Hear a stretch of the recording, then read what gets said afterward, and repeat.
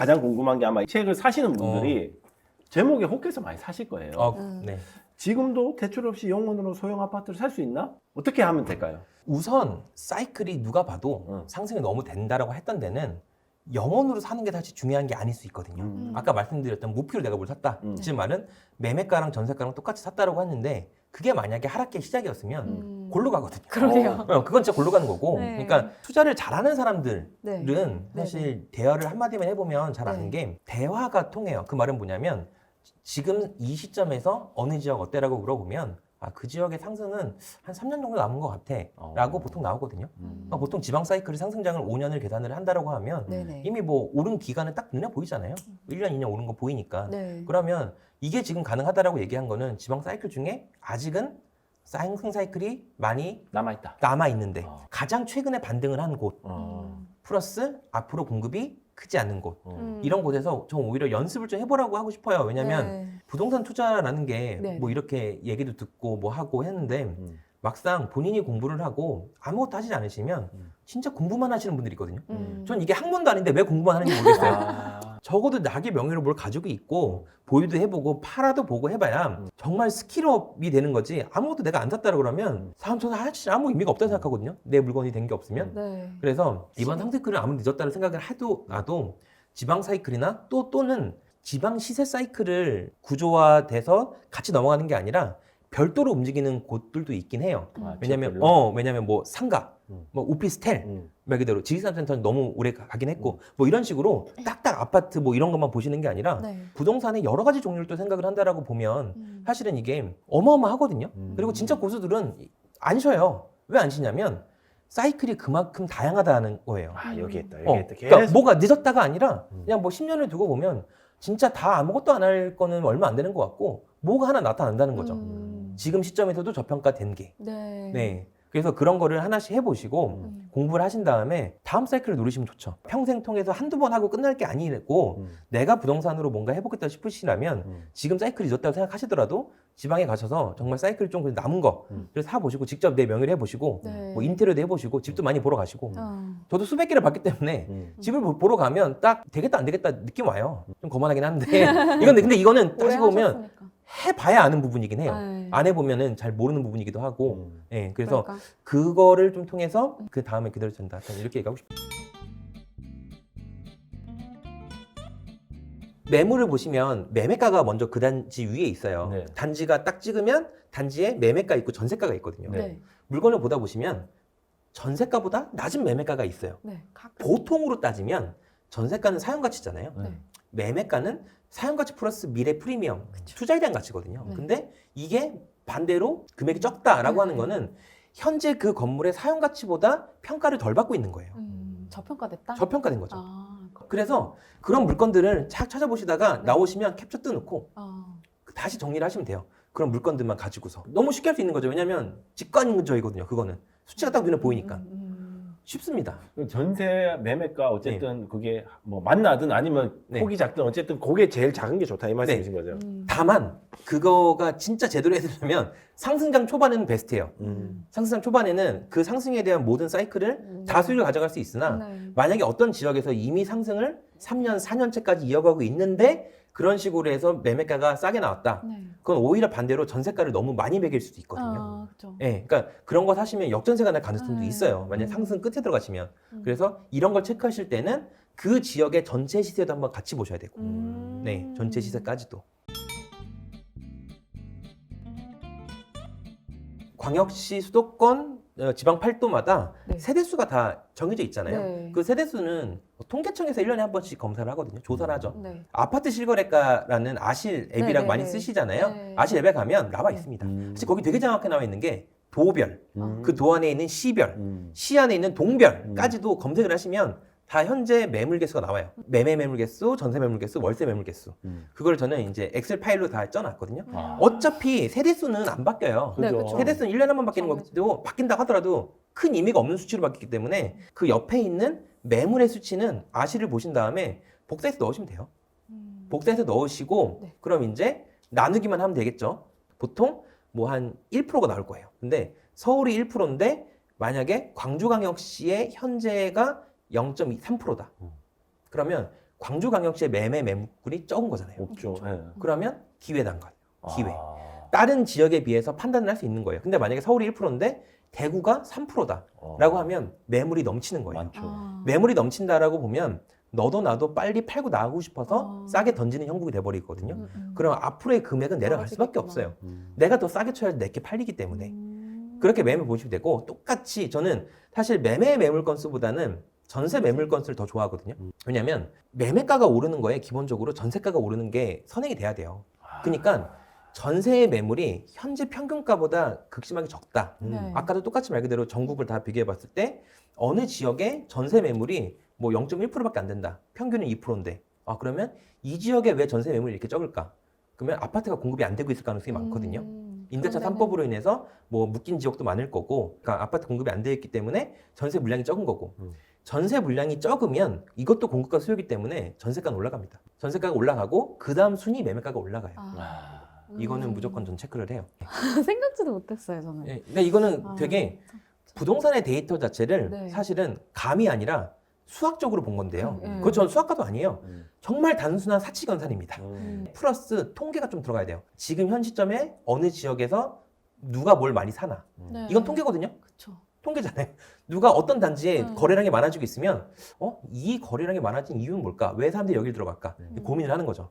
그럼 부동산에 전화를 해서 사장님 여기 투자들은 왜 들어오는 거예요? 물어보면 돼요. 역으로. 그러면 전 역으로 어떤 이슈가 있구나라는 거를 역으로 알 수 있게 되는 거죠.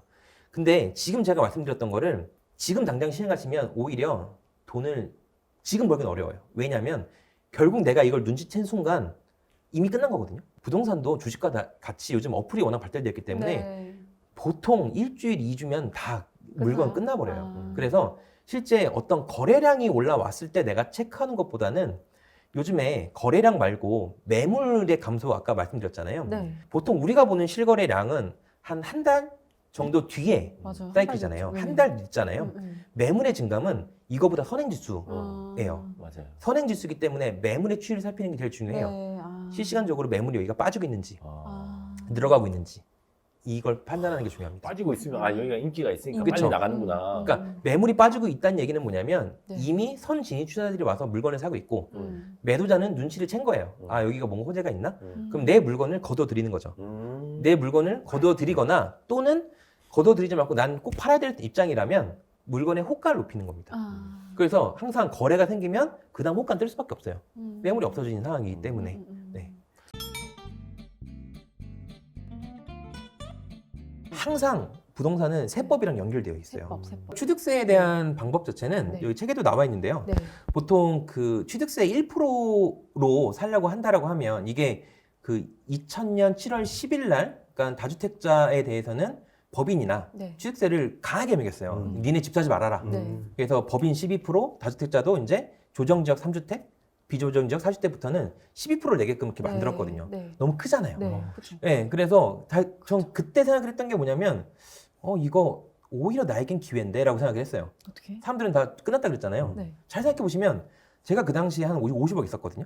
근데 내가 이 50억을 만드는 데 있어서 니네가 똑같이 만들려고 하면 12%를 더해야지잖아요. 그럼 세금이 이미 6억이 추가돼 버리잖아요. 전 6억을 그냥 번 거라 생각했거든요. 경쟁자 나는- 뒤에 있다. 난 안 냈으니까 그 세금을. 아. 근데 제 걸 똑같이 누군가 만들려고 하면 그 6억이라는 세금을 다시 내야 네, 되니까. 그러네. 네, 그래서 처음에 지금 1주택 같은 경우에는 조정지역에서 이제 매수를 하시게 되면 6억 이하까지는 1%고요. 네. 그 다음 비조정 지역에서의 매수를 하시게 되면 또 6억 이하까지는 1%입니다. 그러니까 순서가 딱 정해져 있어요. 테크트리는. 조정 지역에서 먼저 사시고 비조정 지역으로 가서 흐름 좋은 것에 거의 6억 이하면 대장주거든요.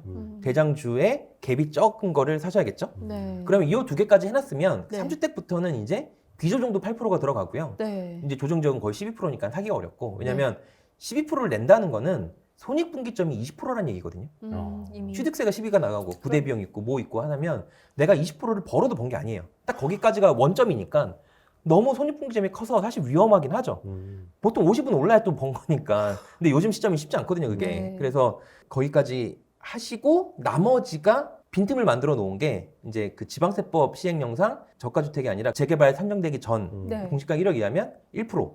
그래서 제가 그 1%에 대한 물건을 한 20몇 개 샀다는 이유도 취득세를 때문에. 아끼기 위한 취득세 절세고요. 음. 또 제가 요즘에 오피스텔을 사고 있는 것 또한 취득세. 취득세 절세입니다. 아. 그러니까 오피스텔은 4.6%니까. 예전 같은 경우 오피스텔 산다 그랬으면 사람들이 보통 안 샀냐면 내가 주택을 1%에 사는데 오피스텔 4.6%에 사? 너무 맞다. 비싸다는 얘기거든요. 맞아요.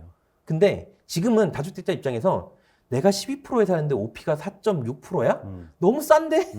이 정도는 낼만 한데요. 이 정도는 낼만 한데. 네. 그래서 작년 같은 경우 이 오피스텔의 거래량이 거의 50% 늘어났거든요. 네. 이게 다 결국 세금의 영향입니다. 그러니까 결국에 돈은 수익이 있는 곳을 쫓기 마련인 거고 그걸 먼저 캐치만 하면 돼요. 그러려면 네. 세금 공부를 좀 해야 세금 공부가 된다. 확실한. 그러니까 세금은 확실하게 해야 되고 네. 내가 앞으로 어떻게 나아가서 내 구조를 짜놓을까도 네. 미리 계산을 하고 들어가는 거죠. 아. 미리 계산을 하지 않고 들어가면은 결국 나중에 벌었다 해도 세금으로 다 나갈 수도 네, 있고요. 네. 그다음에 내가 그거를 유지 못할 수도 있어요. 힘드니까.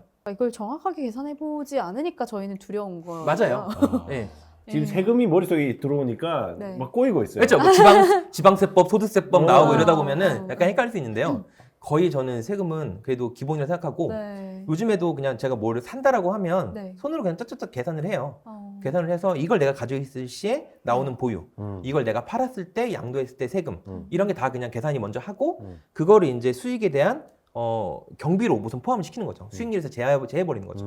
네. 아 그러면 내가 얘를 샀을 때 요만큼은 돼야 나중에 그쵸. 이제 내 수익이 네. 얼마 된다. 계산이 돼버리는 아. 거예요. 근데 만약에 세금까지 계산해봤는데 야 이게 생각보다 얼마 안 남는데라고 하면 그러면 안 들어가면 되는 거고. 네. 근데 그 세금을 감안다 하더라도 네. 내가 들어가는 게 얼마 없는데 네. 뭐 3천 벌 수 있다. 그럼 들어가 보는 거고. 네.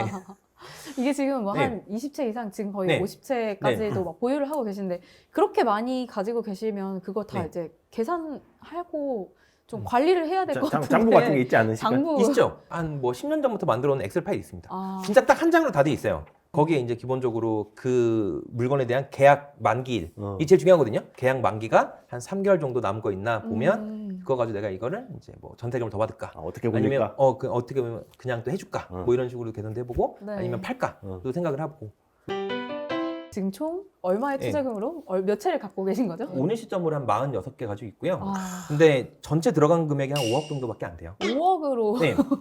처음 시작은 은행 대출 2천만 원이었지만 네. 2억 나올 직장인도 아니었어요. 그때 제가 가장 최고 많이 받은 게 2천이었으니까 네. 그거 가지고 이제 굴리기 시작한 거예요. 음. 그러니까 한 1,000만 원 정도 투자되는 물건 있으면 넣어놓고. 근데 이게 초반에는 되게 힘들어요. 왜냐면 나는 사고 싶은 게 너무 많은데 돈은 이미 금방 떨어져 버리잖아요. 그런데 이걸 또 전세금 증액이나 매도나 이렇게 하려면 2년을 또 보유해야 되고 그러면 그 기간 동안 난 사고 싶은 게 너무 많으니까 못 하잖아요. 힘들죠. 네. 근데 이게 한 2년, 4년 정도 버티면 돼요. 그 제가 봤을 때 이후부터. 4년인 거예요. 요 책에도 있거든요. 제가 네, 이제 네. 가지고 있는 물건들이 있는데 네. 거의 4년 정도가 되면 엄청 커져요. 스노우볼 효과라고 하잖아요. 맞아요. 처음에 눈덩이가 만들어질까지는 시간이 굉장히 오래 걸리는데 초반에 힘든 건 어쩔 수가 없는 부분이에요. 부동산에 대한 세금 공약은 굉장히 많았었어요. 사실은 만약에 취득세라고 하면 이게 지방세거든요. 네. 그러면 지방세법이 있고 지방세법 시행령이 있어요. 법 자체는 국회에서 찬반을 통해서 통과시켜야 됩니다. 근데 지금 민주당 자체가 의석수가 많잖아요. 172석으로. 그러니까 2024년 만약에 국회의원 선거를 해서 뒤집지 않는 한은 어려울 거예요. 왜냐하면 민주당에서 사안을 걸고 말을 거기 때문에 정확하게 어떤 공약을 보셨을 때 이게 법령으로 바뀔 부분이냐, 투표로 바뀔 부분이냐, 아니면 시행령으로 바꿀 수 있는 부분이냐. 시행령은 대통령이 그냥 바꾸면 끝이거든요. 누구의 허락을 받지 않는 거예요. 그래서 이번에 그 다주택자 중과 유예 1년을 기존 2년에서 1년으로 바꾼 것도 이게 시행령이기 때문에 가능한 부분인 거거든요. 시행령은 우선 공약을 한 거는 이게 가능할 수도 있겠다. 먼저 생각하고 들어가셔야 되고 시행령이 아니라 뭐 지방세법, 소득세법 이렇게 법을 개정해야 될 부분은 어렵겠다. 이거는 2년 후를 지나가 봐야겠다. 사실 이제 말씀해 주신 게 너무 전문적이어가지고 제가 이제 어떤 질문을 드리면서 따라가야 할까 머릿속으로 굉장히 많이 굴렸는데 결론은 공부를 많이 해야 된다. 세금이랑 그 다음에 꾸준히 검색을 해가지고 맞아요. 눈에 익어야 된다. 근데 그때 많이 하시다 보면 눈이 아니라 자동으로 심장에서 반응이 올 거예요. 그런 연습을 좀 많이 하시면 될 것 같아요. 평소에 공부가 안 돼 있으면 네. 이게 맞나? 맞나. 긴가? 그리고 내가 민가? 한다 하더라도 이게 자신감이 없으면 못 하는데 네. 꾸준하게 시대 트래킹을 과거 거도 찾다 보고 매일 보고 검색하다 보면 네. 처음에는 내 집주위만 보게 되잖아요. 이거를 저는 전국을 동시에 보고 있거든요. 그러니까 검색도 전국을 동시에 하고 있고 하니까 기회가 많은 거예요. 남들보다.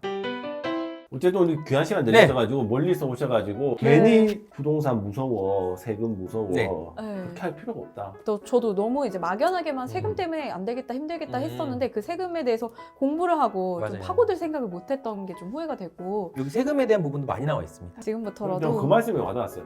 세금 많이 내면 내가 많이 번 건데 좋지 뭐. 그쵸. 네. 그 말씀도 와닿고 또 그거를 또 절약할 수 있는 방법들이 또 충분히 다 있으니까 음. 활용을 해서 좀 전략적으로 해야 될 것 같다는 네. 생각이 듭니다. 다음 책도 준비를 하셔야죠. 아유, 아닙니다. 여기 책에 제 모든 걸 다 담았기 아. 때문에 우선은 좀 팔리는 거 보고 네. 네. 지금 네. 또 점점 상승장이잖아요. 책 네. 구매량이 그쵸. 상승장인 많이 것 좀 같습니다. 많이 좀 도와주세요. 아. 네, 도와주십시오. 예. 네. 알겠습니다. 네. 어쨌든 귀한 시간 내주셔서 네. 감사합니다. 마무리하겠습니다. 네. 고맙습니다. 감사합니다. 감사합니다. 네. 감사합니다.